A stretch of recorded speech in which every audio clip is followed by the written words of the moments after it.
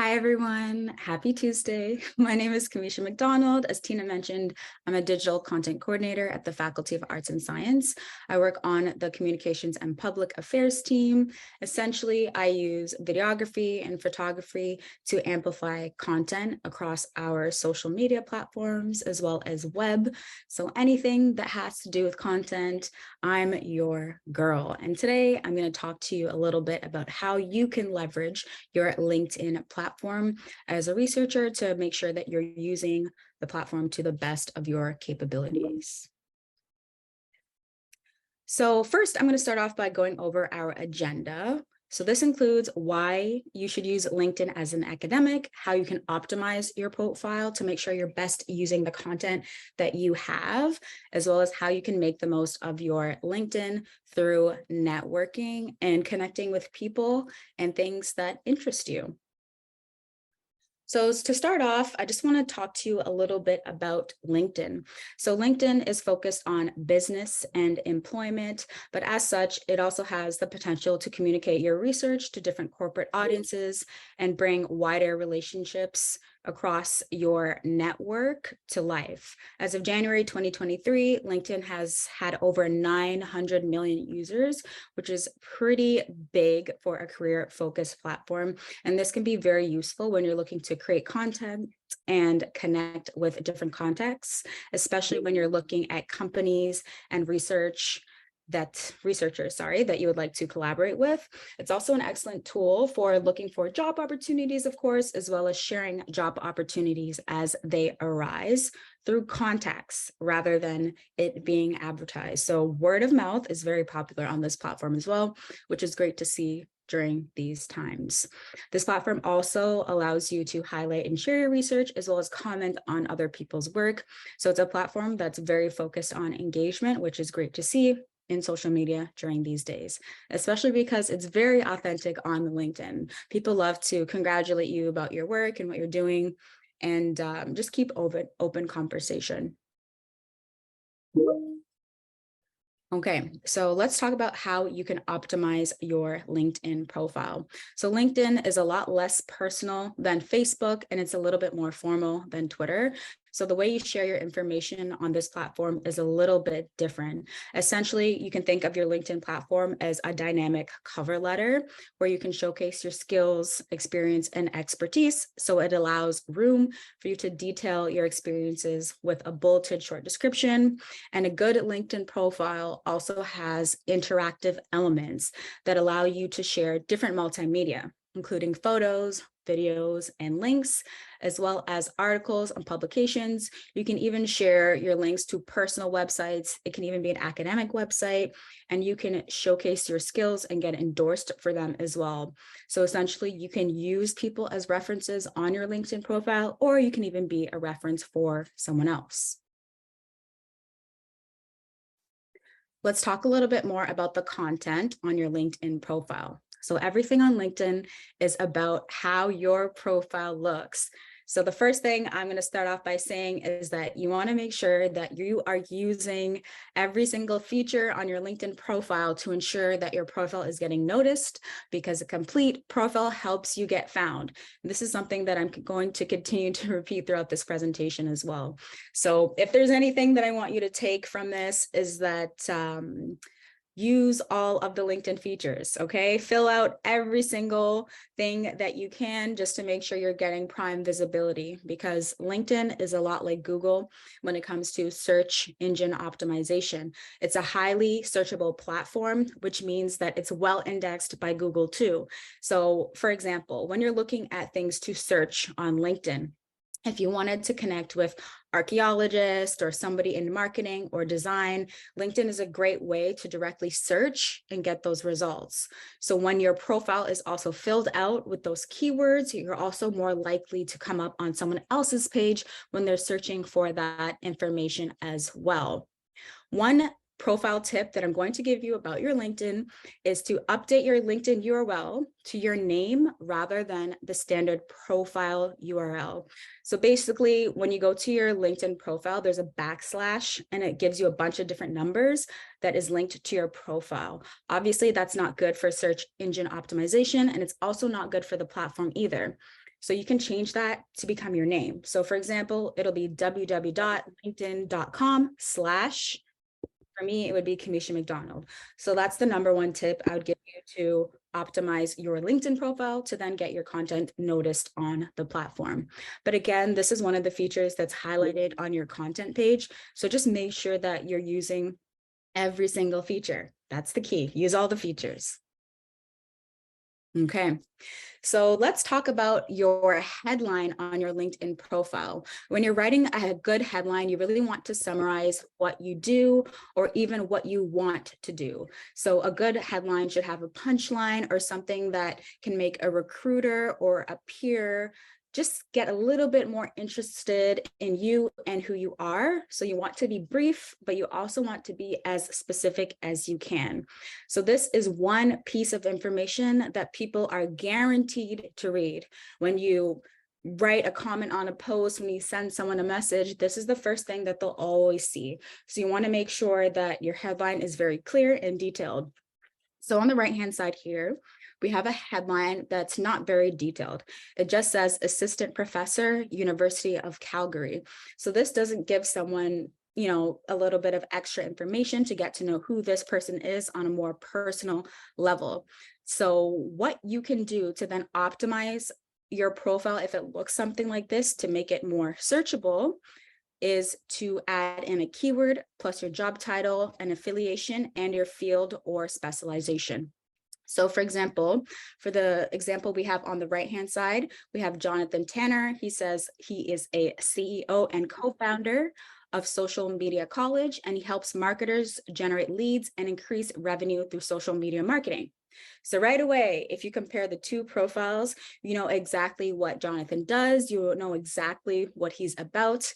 He has a very nice, bright profile picture, and he also filled out his cover. Okay, so again, it's very key to make sure that you filled out every single feature on your profile, but you also want to make sure that your headline is very clear so that when you are commenting, when you are sharing anything on the platform, people are not skipping over you and they're staying to read what you have to share and say. Just be mindful that the character limit for headlines is different for desktop and mobile. So if you're editing on a desktop or if you're editing on your phone, you just have a character limit that's slightly different. So for best practice, I would work with the 220 character limit just to be safe. Number two is to select a profile photo and cover photo on LinkedIn that obviously speaks to who you are and has a clear backdrop. So you don't want to take a photo that has anything busy behind you. You want everyone to obviously focus on your face and on your smile, because that's key on LinkedIn. It's like when you meet somebody in real life, you're more likely to interact with someone that's smiling versus someone that's grumpy or just doesn't have a friendly face. So you want that to also be who and how you're presenting yourself on your LinkedIn as well. And you don't have to have a professional headshot. You can take this photo using your phone. I would suggest that you use the back camera on your phone instead of the front selfie feature, just so the photo is a little bit more clear. Okay. Next, you would then ideally set up your cover photo on LinkedIn. So that is the cover that goes behind your profile photo, okay?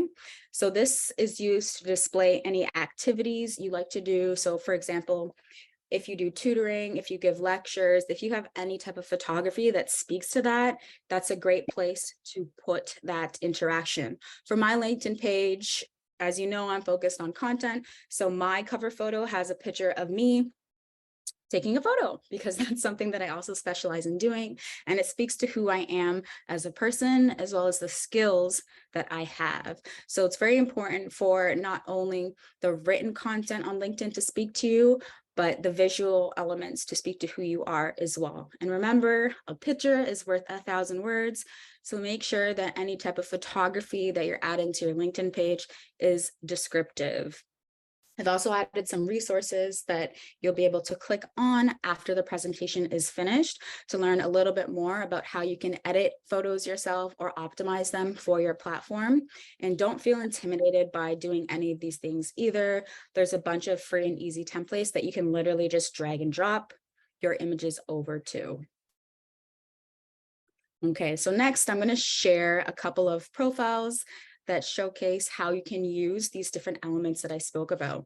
So when we're looking at Nationalist's profile, she works at Google, and of course, Google is people focused. So when you look at her cover photo, there's a bunch of people on the cover photo because that's what she does. She has a clear headshot, her background isn't too busy. And then when you look at her headline, it also speaks to what she does on the day-to-day, which is build teams that shape Google's future.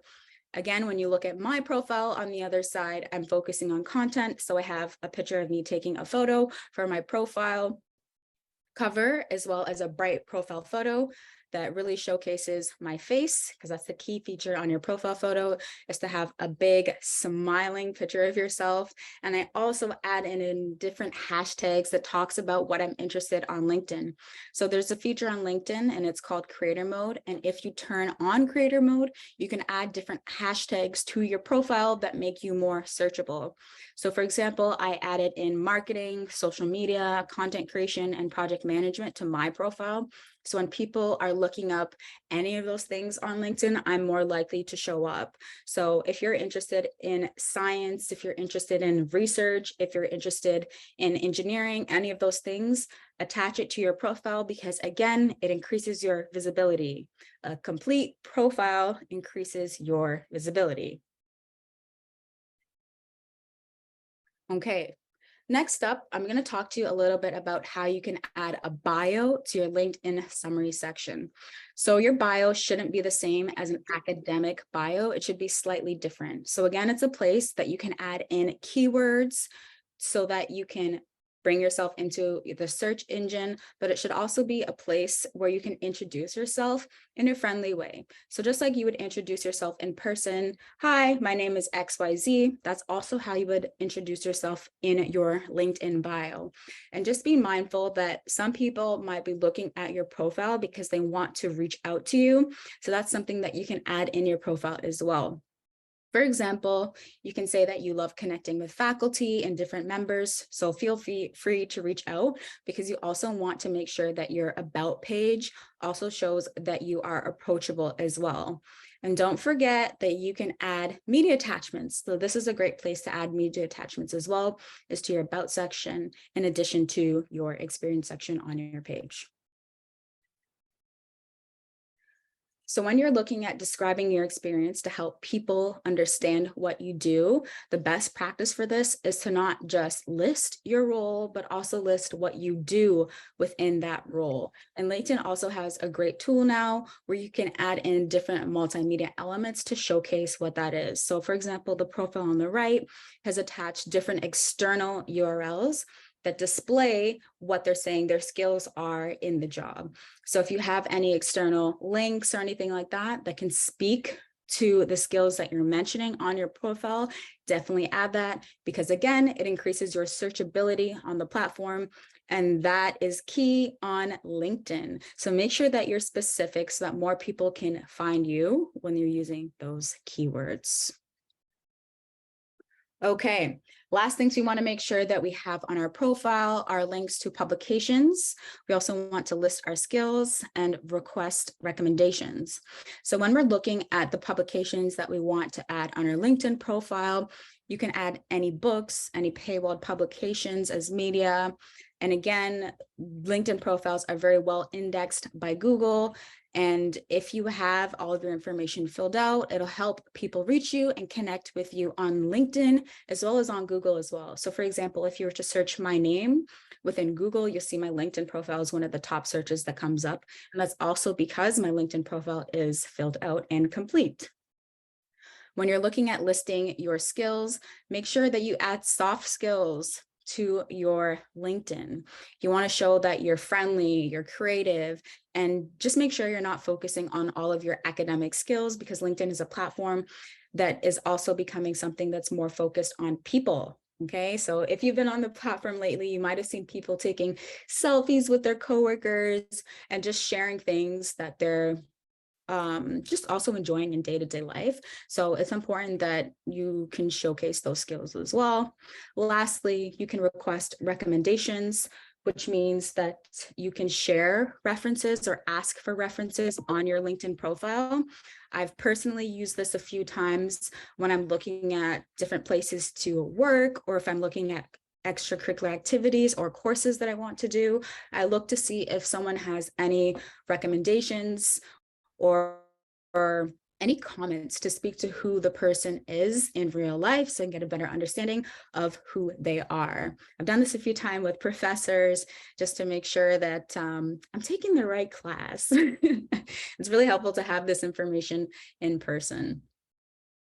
Okay, so last thing, I'm going to tell you a little bit about how you can make the most of the platform through networking, because networking is key on LinkedIn.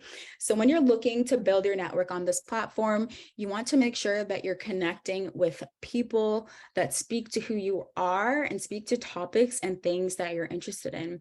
So you can follow hashtags, you can follow company pages, and you can also follow people on your LinkedIn profile. And essentially what that does is change your algorithm so that it suits your needs and what you are looking for or what you're interested in. So whether you're sending out a personal connection request that details like whether you want to connect or not, the key factor is then to kind of figure out if you want to engage or not engage with different people through those messages. So just make sure that you're open to connecting and be okay with people asking to connect with you too, because that's something that happens quite frequently on LinkedIn. Just because you add someone to your profile doesn't mean that you have to send them a message if your profile is fully filled out. So for example, if you look at that first example that we shared that just said assistant professor, University of Calgary, it doesn't really speak that much to who she is as a person. So if that person was then to add someone to her LinkedIn profile, you would want to send a nice welcome message that speaks to who you are. If your LinkedIn profile is already filled out and has all your information, you might not need to send a welcome message, because as soon as somebody accepts your invite, they already know who you are as a person. You can also use LinkedIn as a great networking tool in person. So when you meet people networking virtually or in person, ask them for their LinkedIn. It's a great way to help you understand who the person is and the work that they do online. Also, when you're looking for companies and people that interest you, make sure you're searching different types of keywords. And you can be very specific on LinkedIn because the search engine is so well indexed. For example, you could search behavioral analysis, physical therapist, anything like that. And different hashtags will give you different pages, companies, and topics that you can then follow.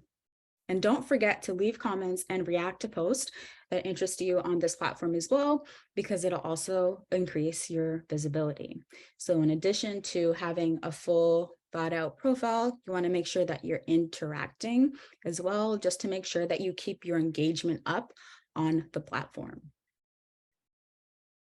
Another thing that you can do on LinkedIn to make the most out of your profile is to post new content. So whether that is engaging, as we went over, you can also post about different things that you're doing at work. You can post about advances. You can post about topics. You can send different polling questions.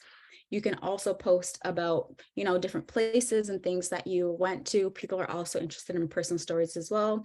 So for example, U of T just celebrated their birthday. If you went there with your colleagues, you could take a picture and just share a nice community post about, what you did that day. People love seeing those things on LinkedIn as well, because who you are as a person is also important to what you can do academically. Again, it really shows that those soft skills are valued to you as a person as well.